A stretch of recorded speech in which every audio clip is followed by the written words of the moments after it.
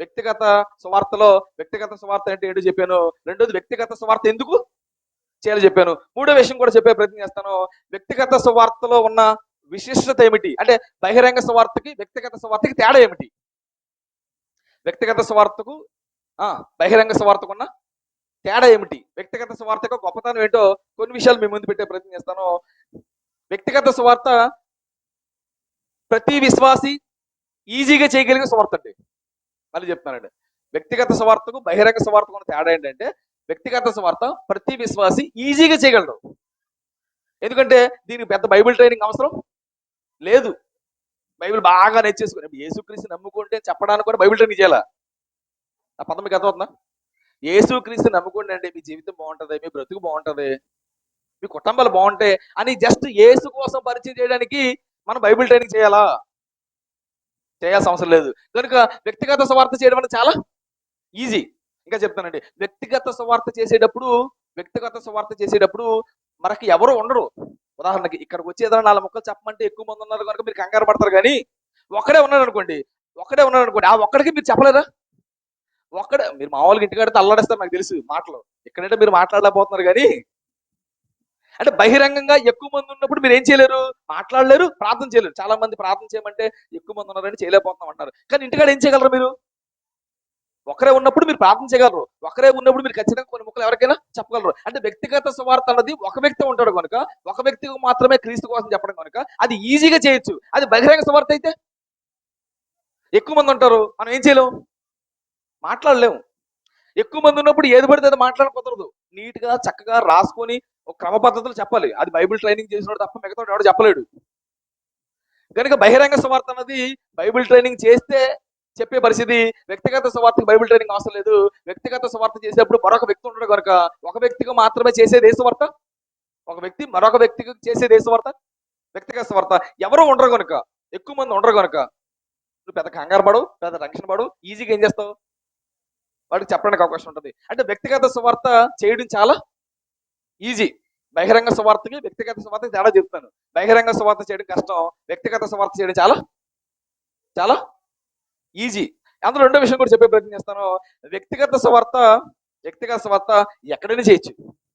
మళ్ళీ చెప్తానండి, వ్యక్తిగత సువార్త ఎక్కడైనా చేయొచ్చు. ఏటకెళ్తే బోట్లో చేయొచ్చు, ఊరు వెళ్తే ట్రైన్లో చేయొచ్చు, బస్సు ఎక్కితే బస్సులో చేయొచ్చు, ఆటో ఎక్కితే ఆటోలో చేయొచ్చు, ఎవడ బైక్ లిఫ్ట్ అడిగి బైక్ ఎక్కి వెళ్తే బైక్ మీద కూడా మనం ఎక్కడైనా చేయొచ్చు. అది బహిరంగ సువార్త ఎక్కడైనా చేయొచ్చా? బహిరంగ సువార్త చేయాలంటే ఏదో షెడ్ ఉండాలి, ఏదైనా ఒక గ్రౌండ్ ఉండాలి, ఏదైనా ఒక ఈదో గీదో ఉండాలి. బహిరంగ సువార్త చేయడానికి సెటప్ ఉండాలి. వ్యక్తిగత సువార్త చేయడానికి ఏ సెటప్, నా పదం మీకు అర్థమవుతుంది లేదు. బహిరంగ సువార్త చేయడానికి బహిరంగ సువార్త ఎక్కడ పెడితే అక్కడ మనం చేయలేము. ఇప్పుడు వేటకెళ్ళామండి, వేటలో బహిరంగ సువార్త చేయగలమా? ట్రైన్లో బహిరంగ సువార్త చేయగలమా? బస్సులో బహిరంగ సువార్త చేయగలమా? బహిరంగ సువార్త ఎక్కడ పడితే అక్కడ చేయలేము. కానీ వ్యక్తిగత సువార్త, నా పదం మీకు అర్థమవుతుంది లేదు. వ్యక్తిగత సువార్త ఎక్కడ పడితే అక్కడ చేయొచ్చు, ఎక్కడైనా చేయొచ్చు. ఇది రెండోది. మూడో చెప్తున్నాను, వ్యక్తిగత సువార్త ఎక్కడైనా కాదు, ఎప్పుడైనా చేయొచ్చు. ఉదయం చేయొచ్చు, మధ్యాహ్నం చేయొచ్చు, సాయంత్రం చేయొచ్చు, నిద్రపోతున్నప్పుడు చేయొచ్చు, నిద్ర లేచినప్పుడు చేయొచ్చు, ఎక్కడ పడితే అక్కడ చేయొచ్చు, ఎప్పుడు పడితే అప్పుడు చేయొచ్చు. అదే బహిరంగ సువార్త అనుకో, ఎప్పుడు పడితే అప్పుడు చేయడం కుదురుతుందా? ఇప్పుడు టైము ఎంత అయింది? 12 అయింది, 12:30 అయింది. ఇంకొక అరగంట కన్నా ఎక్కువ చెప్పాను అనుకోండి, మీరేమంటారు? బాబు పాస్టర్ గారు త్వరగా ఏం చేయి ఊహించంటారు. ఎందుకని? బహిరంగ సువార్తకి ఏముంటది? టైం లిమిట్ ఉంటుంది. ఎప్పుడు పడితే అప్పుడు చేయలేము, ఎంతసేపు పడితే అంతసేపు మనం చేయలేము. అదే వ్యక్తిగత సువార్తకి టైంతో పని లేదు, ఎప్పుడైనా చేయొచ్చు, ఎక్కడైనా చేయొచ్చు. నా పదం మీకు అర్థమవుతుంది లేదు. బహిరంగ సువార్త ఎప్పుడు పడితే అప్పుడు మనం చేయలేము. రాత్రి 12 గంటలకు మీటింగ్ పెట్టి వాక్యం చెప్తానంటే పోలీసులు ఒప్పుకుంటారా? ఒప్పుకోడు. అదే రాత్రి 10 గంటలకి ఒక వ్యక్తి పక్కన కూర్చొని వ్యక్తిగత సువార్త చేస్తే ఎవడో ఆపుతాడా? నా పదం మీకు అర్థం. వ్యక్తిగత సువార్త ఎప్పుడు పడితే ఎప్పుడు, ఎక్కడ పడితే అక్కడ, ఎలా పడితే అలా మనం ఈజీగా వ్యక్తిగత సువార్త మనం చేయొచ్చు. ఇక వ్యక్తిగత సువార్తలో ఉన్న వ్యక్తిగత సువార్త యొక్క బహిరంగ సువార్తకు వ్యక్తిగత తేడాల్లో 4వ విషయం కూడా చెప్పే ప్రయత్నం చేస్తాను. వ్యక్తిగత సువార్త ద్వారా అందరినీ కలవచ్చు. ఓ విషయం చెప్పిన, మనం కలుస్తున్నప్పుడు ఇటు సువార్త చేయడానికి వచ్చేయడానికి కూడా ఎవరికి తెలియదు. అది బహిరంగ సువార్త అనుకో, ఏ పాంప్లెట్ పట్టుకెళ్తాం, ఏ మైకో పట్టుకెళ్తాం, ఇది దేనికి వచ్చాడు అర్థమైపోద్ది. అది వ్యక్తిగత సువార్త చేయడానికి వెళ్ళినప్పుడు, క్రీస్తు ఎవరో చెప్పడానికి వెళ్తున్నప్పుడు, మనం ఏ సువార్త చేయడానికి వచ్చామో కూడా ఆడు ఏం చేయలేడు, కనిపెట్టలేడు. ఎవరైనా కలవచ్చు, టీచర్లతో మాట్లాడొచ్చు, పోలీసులతో మాట్లాడొచ్చు, డాక్టర్లతో మాట్లాడొచ్చు, డ్రైవర్లతో మాట్లాడొచ్చు, ఇంకా ఇంకా ఎవరినైనా కలవచ్చు, ఎవరినైనా కలవచ్చు. అలా కలిసి వాళ్ళతో అలా మాట్లాడుతుండగా కేసుని నమ్ముకోండి అని ఈజీగా ఓ మాట చెప్పి వచ్చేసి, అది బహిరంగ సువార్త చేయడానికి వెళ్తే తెలిసిపోతే నేను అక్కడికి రానియడానికి అవకాశం ఉండదు, నువ్వు మాట్లాడడానికి కూడా ఏముండదు, అవకాశం ఉండదు. కనుక నువ్వు ఈజీగా మాట్లాడి క్రీస్తు కోసం చెప్పడానికి వ్యక్తిగత సువార్త చాలా ఉపయోగపడుతుంది. ఈ వ్యక్తిగత సువార్తలో ఉన్న విశిష్టత ఏంటంటే, ఏ వ్యక్తినైనా మనం కలవచ్చు. ఇక ఇందులో ఈ తేడాల్లో, ఈ గొప్పతనాల్లో ఐదో విషయం కూడా చెప్పే ప్రయత్నం చేస్తాను. ఇది వ్యక్తి యొక్క పరిస్థితిని అర్థం చేసుకుని చెప్పొచ్చు. మామూలు సువార్తకి ఈ సువార్తకి తేడా చెప్తానండి. వ్యక్తిగత సువార్త వ్యక్తిగత సువార్త ఆ ఆ మనిషి యొక్క పరిస్థితిని మనం అర్థం చేసుకుని చెప్పొచ్చు. ఉదాహరణకి డాక్టర్ దగ్గరికి వెళ్తాం, డాక్టర్ దగ్గరికి వెళ్తాం డాక్టర్ గారి దగ్గరికి వెళ్తే డాక్టర్ గారు అంటాడు, ఏమైందమ్మా అంటాడు. ఏదో స్టోరీ మొత్తం చెప్తాం. స్టోరీ మొత్తం చెప్పిన తర్వాత మందులు ఇవ్వడం ఈజీయా, ఏ స్టోరీ చెప్పకుండా మందులు ఇవ్వడం ఈజీయా? స్టోరీ మొత్తం చెప్పాడు అనుకోండి, ఓహో ఇది ప్రాబ్లం, ఇది మందులు రాయడం ఈజీ. అసలు ప్రాబ్లం ఏంటో తెలియకుండా మందులు ఇవ్వడం చాలా కష్టం. ఉదాహరణకి వ్యక్తిగత సువార్తలో నా పక్కన ఒక వ్యక్తి కూర్చున్నాడు. ఆ వ్యక్తితో కొద్దిసేపు మాట్లాడాను. ఆడి విషయాలు, ఫ్యామిలీ విషయాలు, లేదా భార్య విషయాలు, పిల్లల విషయాలు, కుటుంబ విషయాలు అన్ని చెప్పాడు నాకు. అన్ని చెప్పిన తర్వాత ఆడి పరిస్థితి ఏంటి నాకు తెలిసిపోయింది. ఆడికి ఏం చెప్తే బాగుంటుందో, ఎలా చెప్తే బాగుంటుందో ఈజీగా చెప్పడం నాకు తెలిసిపోద్ది. కానీ ఇక్కడ ఇంతమంది వచ్చారు, ఇప్పుడు మీ మైండ్ ఏంటి, మీ ఆలోచన ఏంటి, మీ పరిస్థితులు ఏంటి నాకేమీ తెలియదు. నేను ఏదో రాసుకొచ్చి చెప్తున్నాను. బహిరంగ సువార్తలో నీ ప్రాబ్లం నాకు తెలియదు, నేను చెప్పింది నువ్వు వినాలి. అది వ్యక్తిగత సువార్తలో నీ ప్రాబ్లం ఏంటో నాకు ఈజీగా తెలిసిపోద్ది, నేను మార్చడం చాలా ఈజీ. ఆ పాయింట్ మీకు అర్థమవుతుంది. వ్యక్తిగత సువార్త ద్వారా వ్యక్తి యొక్క ప్రాబ్లం మనకు ఈజీగా అర్థమైపోతుంది. ఎందుకంటే కొద్దిసేపు మాట్లాడాలి. వ్యక్తిగత సువార్త అంటే ఎలాగా వేసుకోసం వేసి నమ్ముకోండి చెప్పకూడదు. వ్యక్తిగత సువార్త అంటే కొద్దిసేపు ఆ వ్యక్తి ఏం చేయాలి, మనం కొద్దిసేపు మాట్లాడాలి. వాడు ప్రాబ్లం తెలుసుకోవాలి, వాడి పరిస్థితి తెలుసుకోవాలి, వాడు ఏ కండిషన్ లో ఉన్నాడో మనం ఏం చేయాలి, కొద్దిసేపు వినాలి. అన్ని విన్న తర్వాత ఏం చేయాలి, ఓహో ఇదే నీ ప్రాబ్లం అని వాడి ప్రాబ్లం తగ్గట్లుగా ఏం వేసి మనం ఈజీగా మందు వేయచ్చు. ఈజీగా ఆ వ్యక్తికి వాక్యం చెప్పి మనం ఏం చేయొచ్చు, మార్చొచ్చు. అంటే ప్రాబ్లం తెలిస్తే మార్చడం ఈజీ, ప్రాబ్లం తెలియకపోతే మార్చడం చాలా కష్టం. బహిరంగ సువార్తలో కింద కూర్చున్న వాళ్ళు ప్రాబ్లమ్స్ తెలియవు కనుక వాడిని ఈజీగా మనం ఏం చేయలేం, మార్చలేం. వ్యక్తిగత సువార్తలో కొద్దిసేపు మాట్లాడతాం కనుక ఆయన మార్చడం చాలా ఈజీ. అంటే వ్యక్తిగత సువార్త ఎందుకు చేయాలన్నానంటే అది ఈజీ, పెద్ద ఖర్చు ఉండదు, పెద్ద బైబిల్ ట్రైనింగ్ ఉండదు, ఇప్పుడు చేయకూడదు అప్పుడు చేయకూడదు, రూల్స్ ఉండవు, ఎప్పుడైనా చేయొచ్చు, ఎక్కడైనా చేయొచ్చు. కొద్దిసేపు హ్యాపీగా ఆడితో మాట్లాడుతూ అలా బస్సులో వెళ్తున్నప్పుడు కూడా మన పక్క సీటుతో ఏం బ్రదర్ ఎలా ఉన్నావు అంటే చాలు, ఆడు ఊసులని చెప్తాడు. దిగేలోపు ఆడు ఊసులని చెప్తాడు. దిగేలోపు మనం కూడా ఏం చెప్పవచ్చు, ఈ ఏసీ నమ్ముకుంటే బ్రదర్ మీ జీవితాలు బాగుంటాయి అలా మాట చెప్పి దిగిపోవచ్చు. మీకు అర్థమవుతలేదు. అంటే వ్యక్తిగత సువార్త చేయడం చాలా ఈజీ. ఇక వ్యక్తిగత సువార్తలో గొప్పతనం ఏంటంటే, నిషేధింపబడిన ప్రాంతాల్లో కూడా వ్యక్తిగత సువార్త చేయొచ్చు. ఉదాహరణకు కొన్ని రాష్ట్రాల్లో సువార్తలు చేయకూడదు. ఉదాహరణ తిరుపతి అలాంటి ప్రాంతంలో కూడా వెళ్ళి మనం ఈజీగా కూర్చొని ఆ కాయగూరలు అమ్మే వాడి దగ్గరికి, అక్కడ లడ్లు అమ్మే వాడి దగ్గర కూడా కూర్చొని కూర్చొని ఊసిలాడి ఏం చెప్పించడికి, అదే మైకెట్కి వెళ్ళి కరపత్రకి ఇస్తామంటే తీసుకెళ్ళి జైల్లో పెడతారు. అక్కడ బహిరంగ సువార్తలు చేయలేము, కానీ వ్యక్తిగత సువార్త చేయొచ్చు. ఉదాహరణకు మన ప్రాంతంలో రామాపురం, ఇక్కడ కట్టారపాలెం కొన్ని ప్రాంతాలు ఉన్నాయి. ఈ ప్రాంతాల్లో కూడా బహిరంగ సువార్త ఏం చేయకూడదు, మనం బహిరంగ సువార్త నిషేధం. బహిరంగకి వెళ్ళి మేము మైకులు ఎట్టుకు చెప్తాము, మేము ఆటోలు వెళ్ళి చెప్తాము, ఎక్కువ మంది జనాలు తెలిసి చెప్తామంటే ఏమంటారు వాళ్ళు, మా ప్రాంతాలకు మీరు రావద్దు అంటారు. అదే వ్యక్తిగత సువార్త అయితే ఎవడాపుతాడు? ఎందుకంటే నువ్వు వ్యక్తిగత సువార్త చేస్తున్న వాళ్ళ సంగతి ఆడికి కూడా తెలియదు. సరదాగా వెళ్తావు, అలా మాట్లాడతావు, ఏంటి బ్రదర్ ఎలా ఉన్నారని ఏదో ఊసిలాడతావు, ఇక్కడ బోట్లు ఏంటి చేపలు ఏంటి ఎవరు పడతారు అలా ఊసిలాడతావు. అలా ఊసిలాడితే ఏం చెప్పొచ్చు, ఏసీ నమ్ముకోండి బ్రదర్ మీ జీవితం బాగుంటది, ఏసీ చాలా గొప్పడు అని ఒక మాట సింపుల్ గా చెప్పి వచ్చేయచ్చు. ఎందుకంటే ఈ ఈ వ్యక్తిగత సువార్తకు పెద్ద ఖర్చు ఉండదు. కరపత్రులు పంచాల్సిన అవసరం లేదు, మైకుల్లో మాట్లాడాల్సిన అవసరం లేదు, ఎక్కువ మంది జనాలు తీసుకెళ్లి చెప్పాల్సిన అవసరం కూడా లేదు. ఈజీగా ఏ ప్రాంతంలోనైనా, ఎక్కడైనా, ఎప్పుడైనా, ఎలాగైనా మన వ్యక్తిగత సువార్త మనం ఈజీగా చేయొచ్చు. ముందుగా చెప్తున్నాను, దీనికి పెద్ద బైబిల్ ట్రైనింగ్ కూడా అవసరం లేదు. 2 మొక్కలు ఏసి నమ్ముకుంటారా మీ జీవితం బాగుంటది, ఏసి చాలా గొప్పోడర్రా, ఏసి నమ్ముకుంటే మన పాపాలు తీస్తాడర్రా, ఏసి నమ్ముకుంటే మన పరలోకం తీసుకెళ్తాడని చెప్పడానికి పెద్ద బైబిల్ ట్రైనింగ్ చేసేవాల్సిన అవసరం లేదు. దీనికి పెద్దగా ఖర్చులు ఉండవు. ఎక్కువ మంది కూడా ఉండరు కనుక సిగ్గుపడాల్సిన అవసరం కూడా ఉండదు. చాలా ఈజీగా మనం చేయొచ్చు. చాలా ఈజీగా మనం చేయొచ్చు. కొన్ని ప్రాంతాల్లో సువార్త చేయడం నిషేధం. తెలుసా? కొన్ని ప్రాంతాల్లో సువార్త చేయడం నిషేధం. సువార్త చేసామనుకోండి, కరపత్రులు పంచామనుకోండి, మైకులు మాట్లాడుకోండి, కొట్టొచ్చు, తిట్టొచ్చు, కుదిరితే జైల్లో కూడా పెట్టొచ్చు. బహిరంగ సువార్త వల్ల ప్రాబ్లమ్స్ ఉన్నాయి. మళ్ళీ చెప్తున్నాను, బహిరంగ సువార్త వల్ల ప్రాబ్లమ్స్ ఉన్నాయి. వ్యక్తిగత సువార్త వల్ల ఏముండవు, ప్రాబ్లం ఉండదు. ఎంత తెలుసు, ఒకరోజు పౌలైన వ్యక్తి బహిరంగ సువార్త చేస్తున్నాడు.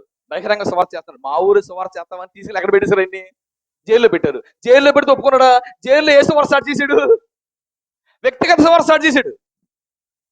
ఈయన ఏ కేసు మీద పడేశారో ఆ కేసు అక్కడ మళ్ళీ సువార్త చెప్తున్నాడని లోపల పడేశారు. లోపలికి వెళ్ళి గాలి కూర్చోలేదు. లోపల కూడా ఏం చెప్తున్నాడు? వ్యక్తిగత సువార్త చేస్తున్నాడు. వ్యక్తిగత సువార్త చేసి చాలా మందిని మార్చేసాడంట. మీకు సంఘ చరిత్ర మీద అవగాహన ఉన్న వాళ్ళకి తెలుసు బాగానా? సంఘ చరిత్రలో ఏం జరిగింది చెప్పనా? సంఘ చరిత్రలో ఏం రాశారు చెప్పనా? పౌలు గారు ఏ జైల్లో అయితే ఉన్నాడో ఆ జైల్లో మాకు డ్యూటీ ఏంటి అని పోలీసులు కోరుకునేవారంట. పౌలు గారు ఏ జైల్లో అయితే ఖైదీగా ఉన్నాడో ఆ జైల్లో మమ్మల్ని వేయండి అని పోలీసులు స్పెషల్ డ్యూటీ లేపించుకునేవాళ్ళు అంట. దేనికి లోపలికి ఆ జైల్లో పౌలు ఉన్నాడు. పౌలు దగ్గరికి వెళ్ళి కూర్చుంటే పౌలు ఖచ్చితంగా ఏం చెప్తాడు? నీట్ గా చక్కని మాటలు. మామూలుగా పోలీసు ఖాళీ ఉండదు, ఎక్కడ దాకా డ్యూటీలు ఉంటాయి. మళ్ళా సువార్తకు రావాలి, మళ్ళా వీధుల్లో తిరగాలంటే కుదరదు. జైల్లో కూడా డ్యూటీ. ఆ జైల్లో డ్యూటీలు అలా కూర్చుంటాడు. పౌలు గారిని పక్కన కూర్చోబెట్టుకుంటారు. నీట్ గా పౌలు గారి ద్వారా ఏమైనొచ్చు? దేవుని మాటలు వినొచ్చు అన్న ఒకే ఒక కారణంతో చరిత్రలో చాలా మంది పోలీసులు పౌలు గారు ఉన్న జైల్లో డ్యూటీలు వేసుకోవడానికి ఇష్టపడేవాళ్ళంట. అంటే డ్యూటీలు వేసుకో మరీ లోపలికి వెళ్ళి ఇది వ్యక్తిగత స్వార్థం ఏమైపోవాళ్ళంట, మారిపోయేవారంట. అందుకే పౌల్ని జైల్లో పెట్టిన తర్వాత జైల్లో ఉన్న పౌలు ఏమన్నాడు చెప్పనా? జైల్లో ఉన్నా కూడా మీరు ఏం బంధించలేరని చెప్పాడు? సువార్తను ఆపలేరు అన్నాడు. అంటే జైల్లో ఉన్నా కూడా సువార్తను ఆపలేరంటే జైల్లో కూడా ఏం చేశాడు మనోడు? అదే చెప్తున్నాడు. ఫిలిప్పీయులకు రాసిన పత్రిక 1వ అధ్యాయం 12-13 వచనాలు కూడా మీరు జాగ్రత్త పరిశీలన చేయగలిగితే, సహోదరులారా, నాకు సంభవించినవి సువార్త మరి ఎక్కువ సువార్త నేను చెప్పడానికే సముకుణ్ణు మీరు తెలుసుకొని కూర్చున్నారు. ఎలాగంటే నా బంధకాలు క్రీస్తు నిమిత్తమే కలుగును.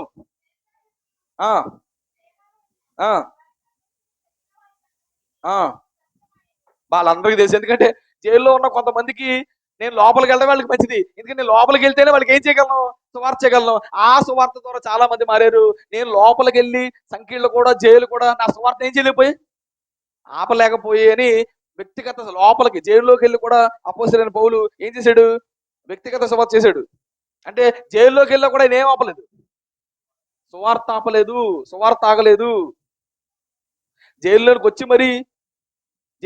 మరి పోలీసులు ఆయన దగ్గర కూర్చొని ఆయనతో వాక్యం విని చాలా మంది మారిపోయిన దాఖలాలు మనం గమనించగలం. నేను చెప్తున్నాను, జైల్లోని అధికారులే కాదు, ఖైదీలు కూడా చాలా మంది విని మారిపోయారంట.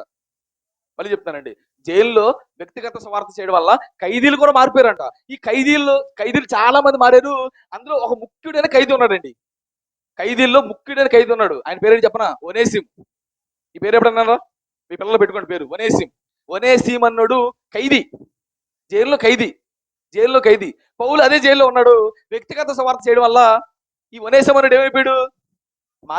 మారిపోయిన తర్వాత గురుగారు తిరుగుతారు కదా. గురుగారు తిరిగితే, అరే నువ్వు ఏ తప్పు చేసి వచ్చావురా? ఏ తప్పు చేసి లోపలికి వచ్చావు? ఏంటి పరిస్థితి అంటే, గురుగారు నేను పలానా ఆయన ఇంటిగా ఉండేవాడు, ఆ ఇంట్లో దొంగతనం చేశాను, తీసుకొచ్చి ఎక్కడ పడేశారు? జైల్లో పడేశారు. ఓహో, ఆ కేసు మీద లోపలికి వచ్చావా? ఇప్పుడు మారిపోయావు కదా, నువ్వు బయటకు వెళ్తున్నావు కదా, మరి ఎలా బతుకుతావు? ఎలా బతకాలి అర్థం కావట్లేదు గారు. నువ్వేం కంగారు పడకు. నువ్వు ఏ ఇంటికాడైతే దొంగతనం చేసావో ఆయన నాకు బాగా తెలుసు. లోపల ఉన్న పౌలు గారు చెప్తున్నాడు, నువ్వు ఏ ఇంటికాడైతే దొంగతనం చేసి లోపలికి వచ్చావో ఆ వ్యక్తి నాకు బాగా తెలుసు. నేను లెటర్ రాస్తా, ఈ లెటర్ పట్టుకెళ్ళు. ఈ లెటర్ చూపిస్తే ఏం చేస్తాడు? నేను చెప్పానంటే, నువ్వు మారిపోయావు నేను చెప్పానంటే ఆయన ఒప్పుకుంటాడు.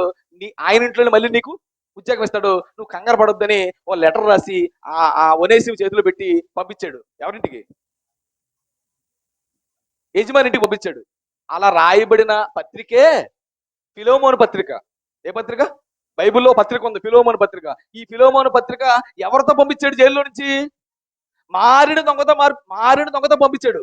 ఈ దొంగ ముందు ఎవరింట్లో పనిచేసేవాడు? ఫిలేమోను ఇంట్లో పనిచేశాడు. ఆయన ఇంట్లో దొంగతనం చేశాడు. లోపలికి వెళ్ళాడు. ఆయన వ్యక్తిగత సువార్త చేతి ఏమైపోయాడు? మారిపోయాడు. పత్రిక రాసి ఆ వ్యక్తితో పంపించాడు. దొంగను మార్చేసి మనందరికి ఏం పంపించాడు?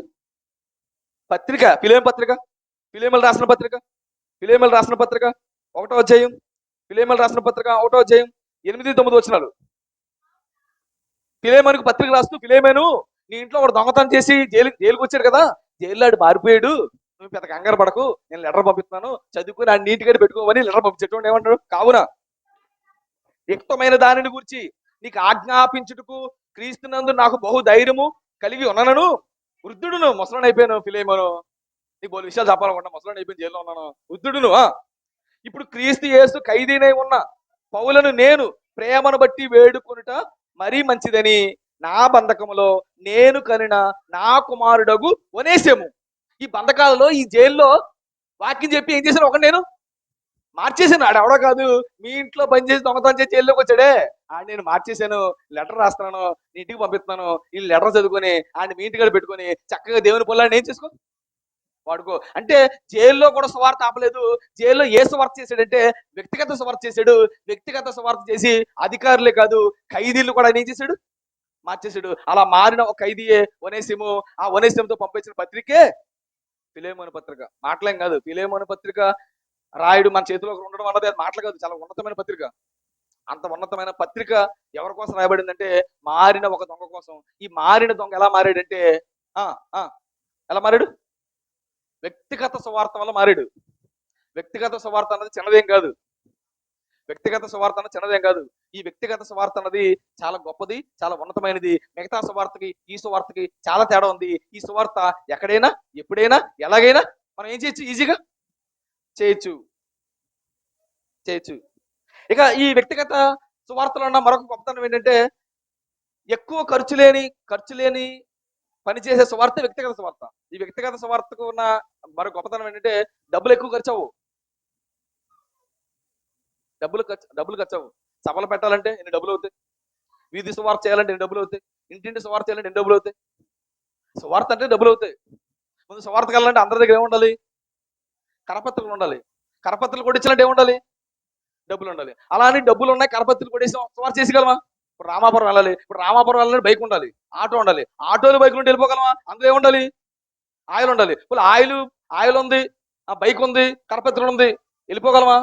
లేదు. మిగతా సంఘంలో కొంతమంది రావాలి. బహిరంగ సువార్త అంటే ఒకటి చేసేది కాదు కదా, ఎక్కువ మంది చేసేది. అలానే ఎక్కువ మంది ఉండాలి అంటే ఎక్కువ మందికి అదే టైంలో, అదే సమయంలో ఖాళీ ఉండొచ్చు, ఉండకపోవచ్చు. బహిరంగ సువార్త చేయాలంటే వ్యక్తులు ఉండాలి, ఆ వ్యక్తులు ఖాళీ ఉండాలి. ఖాళీ ఉంటే కుదరదు. బైకులు ఉండాలి, ఆటోలు ఉండాలి. ఆటోలు బైకులు ఉంటే కుదరదు, డబ్బులు ఉండాలి. ఇంత ఉంటేనే కానీ మనం ఏ సువార్త చేయలేము?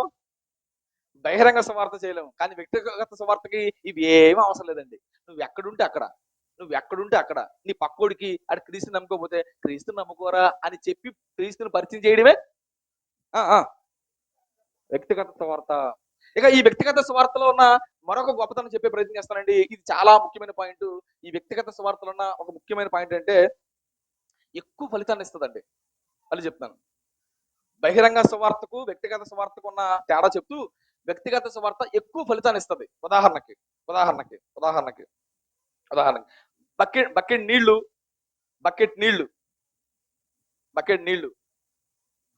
10 వాటర్ బాటిల్లో వేయాలి. 10 వాటర్ బాటిల్ వేయాలి. తీసుకొచ్చి స్పీడ్గా వేస్తాను. 10 బాటిల్లోకి ఎన్ని బాటిల్లోకి నీరు ఫుల్గా వెళ్తుంది? ఇలా తీసుకొచ్చి బకెట్లో నీళ్లు 10 బాటిల్ వర్షం పెట్టి ఇలా పోస్తా ఎన్ని బాటిల్లోకి వెళ్తాయి? ఒక బాటిల్లో కూడా సరిగ్గా వెళ్ళదు. కానీ నీళ్లు స్పీడ్గా ఏం చేయగలిగాను? ఒలిపగలిగాను. ఉదాహరణకి బహిరంగ సువార్త నీళ్ళు అనుకుంటే, మీరందరూ బాటిల్ అనుకుంటే, నేను వేసేసాను, ఒక గంటలో నీళ్ళు వేసాను. ఈ నీళ్లు మీ హృదయంలోకి వెళ్ళకపోవచ్చు. కానీ బహిరంగ సువార్త స్పీడ్గా అయిపోతుంది. 100 మందికి ఒకేసారి ఏం చేయొచ్చు? ఒక గంటలో సువార్త చేయొచ్చు. కానీ ఫలితం రాకపోవచ్చు. ఇప్పుడు ఉదాహరణకి దీన్నే వ్యక్తిగత సువార్త అనుకుందాం. ఒక్కో వ్యక్తి దగ్గర ఒక్కో గంట గడిపాను. ఒక్కో వ్యక్తితో ఒక గంట మాట్లాడాను. ఏమవుతుంది? ఇప్పుడు స్లోగా అవే నీళ్లు స్లోగా బాటిల్లో పోసానర్రా, స్లోగా పోసాను, ఏమవుతుంది? బాటిల్ అన్ని ఫుల్ అవుతాయి. అది స్పీడ్గా వేస్తే ఫుల్ అవ్వచ్చు, అవ్వకపోవచ్చు. నేనేం చెప్పాలంటే బహిరంగ సువార్త ద్వారా ఒకేసారి 100 మందికి చెప్పొచ్చు, 100 మందికి చెప్పొచ్చు, వాళ్ళకి అర్థం అవ్వచ్చు, అర్థం కాకపోవచ్చు, తీసుకోవచ్చు, తీసుకోపోవచ్చు. కానీ వ్యక్తిగత స్వార్థలో ఈజీగా వాడి పరిస్థితిని అర్థం చేసుకుని చెప్తాం కనుక వాడు ఈజీగా మాట్లాడడానికి అవకాశం ఉంటుంది. నేను చెప్పాలనుకుంటున్నాను, వ్యక్తిగత స్వార్థ ద్వారా ఫలితాలు ఎక్కువ వస్తాయి. వ్యక్తిగత స్వార్థ ద్వారా ఫలితాలు వస్తాయి, ఫలితాలు ఎక్కువ వస్తాయి. బహిరంగ స్వార్థ ద్వారా ఫలితాలు రావచ్చు, రాకపోవచ్చు. కనుక వ్యక్తిగత స్వార్థ అన్నది చాలా గొప్పది, మనకు అర్థమవుతుంది.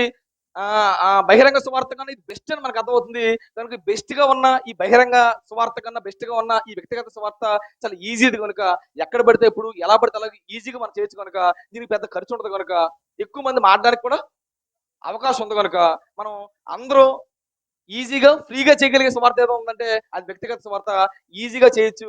మీరు అనుకుంటే, మీరు తలుచుకుంటే పక్కోడిని మార్చాలి, వాడు మారి నాలా బాగుంటే, నాలాగా ఆడు మారితే బాగుంటాడనే మీకు మంచి మనసు ఉంటే ఈజీగా చేయొచ్చు, సింపుల్ గా చేయొచ్చు, ఖర్చు లేకుండా చేయొచ్చు, ఎక్కువ ఫలితాన్ని కూడా ఇస్తుంది.